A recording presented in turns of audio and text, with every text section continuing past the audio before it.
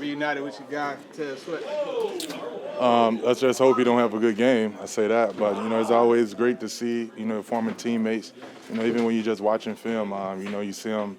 You know, it's not always a good thing, but it's a good thing when you got guys like that you know personally, and you hear Coach, like Bray was saying, we have to make sure we block him, and they're just props to him, but also, like I said. Let's hope he don't have a good game this week. I think, and I know that our offensive linemen do a great job by blocking them guys up front. But like I said, it's always just great. Just like when we played the Raiders, it was great to see. John Abram, guys like that. I'm excited to see their success across the league. So I'm excited to see him this weekend. But like I said, hopefully he don't have a great game. How much pride do you take in the impact you have on the game, like stuff that doesn't show up in the box score? Occupying two blockers, someone else is one-on-one, etc.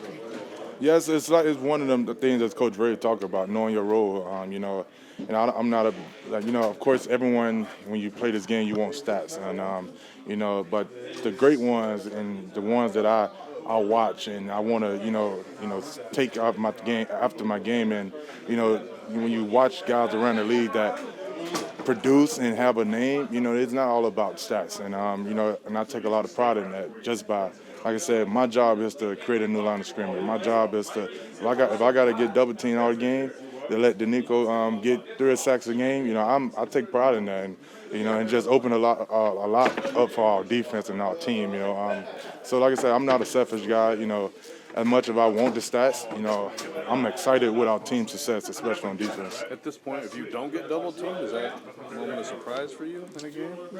Hey, when I don't get double, I know I have to win them one-on-ones, and I take, like I said, I take a lot of pride in that. When I get the opportunity to go one-on-one, I want to affect the quarterback and stop, make tackle for loss and stuff of that nature. So, it just comes with the game. When you make a name for yourself, that just like anyone else around the league, when they make names for themselves and they make plays like that, you have to expect that. But when you do have the opportunity to go one-on-ones with these offensive linemen, you have to take advantage of it. How often do you get those chances, Jeff?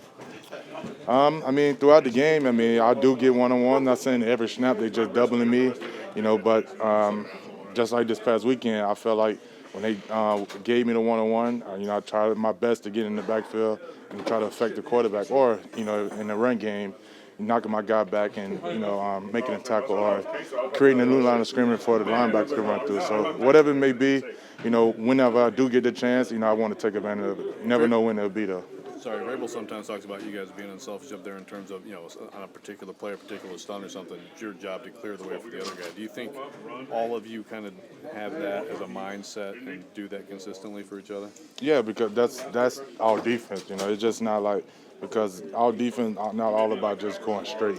Sometimes, like he said, we might have a stunt or whatever it may be. We might have a game where, I got to go out my way just to pick this guy for the other guy to come around or whatever it may be. So I think that's just where we build our team on, not selfish guys. And that's come down to back with me, not caring about just the stats. It's about how can we affect the game other ways and helping my teammates make more plays, even when, it's take for me to take 2 blockers or whatever it may be. So I say it's just one of the things where you have to, just own up to it and, accept your role on this team and, go with it. Just playing against him, man, all that. He's an aggressive person. He's running. He's physical. He's very competitive and everything. And it's really exciting just to see him back on the field after that. I just pray that everything's go good in his situation and everything. And that's what it really is. You got two receivers from Ohio State there in Scary Terry McLaurin. And what do you see out of those two? Well, really with him, as of him, I see, he's the captain. He's the more vet guy. Just his speed, really, that what stands out the most is his speed. He's the deep threat guy. I say he's the guy that's going to get the offense started, moving, started and get the offense going and everything, just going off him. So I feel like if we focus on him and slow him down, it's going to be great. How about Samuel? Oh, yeah, Samuel on this, another guy too. I feel like he's great, quick guy, explosive. I feel like he do great as of his role. He know what he's got. They use him with a lot of reverses, jet and everything. We know what type of person he are. We just gotta be focused, just figure out where he at all the time because he's going to be a playmaker in the game. When you go into a game like this before the bye week, early bye week, you know, how much emphasis do you guys put on, you know, just handling business, taking care of business so you can go into that, you know, kind of with your heads hanging high? Oh yeah, most definitely. That's what the first thing we always do is our mindset, how we're gonna go into our game. We gotta set up our goals going into this offense, and I feel like the keys that we have going into the offense, I feel like it's going to be great. We just gotta focus on them keys and our mindset. It's just us by communicating this, just us being on the same page as a defense. Important to set the tone on defense early with an offense that's had its kind of ups and downs Oh on yeah. their side. I mean, it's football. Everybody has ups and downs. We have our ups and downs. It's just about whenever they have their downside, we just pick them up, just be there, and the only way to make it up for them is just do good on defense. And I feel like everything fall in place with that. We won 2 straight. It's so early in this league. You know, we're just going to keep trying to get better. The teams that get better as the year goes on is the teams that's usually playing in January and February. So that's our mindset, just keep getting better. We have a lot of things we need to improve, so we'll continue to do that. You mentioned you felt the team was kind of rolling a little bit. Why? I just think we're going back to our style. You know, as a defense, we're forcing turnovers, which was really key for in this game for us. But obviously, it's just a couple things we still need to improve. But I think that, you know, our calling call as a team is just playing with effort and finish. And I think we've been finishing pretty well in those games, especially on defense. You may not see it in the course of the game, but I know you see it when you watch it now. What are some of the areas you see to your target? In a lot of areas, number one, conditioning.